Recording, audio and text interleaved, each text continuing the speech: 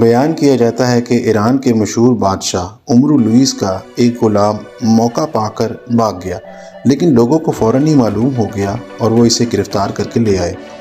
بادشاہ کا ایک وزیر کسی وجہ سے اس غلام سے بہت ناراض تھا۔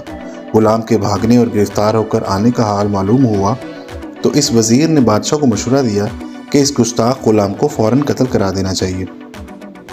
اگر اسے سخت سزا نہ دی گئی تو اور غلاموں کا حوصلہ بڑھے گا اور وہ بھاگنا شروع کر دیں گے۔ غلام نے وزیر کی یہ بات سنی تو سمجھ گیا یہ ظالم دشمنی کی وجہ سے مجھے قتل کرانا چاہتے ہیں۔ اس نے بہت ادب سے کہا کہ یہ غلام حضور بادشاہ سلامت کا نمک خوار ہے۔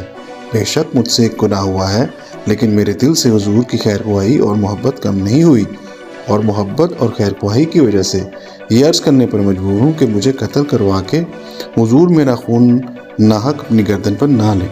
ایسا نہ ہو کہ جب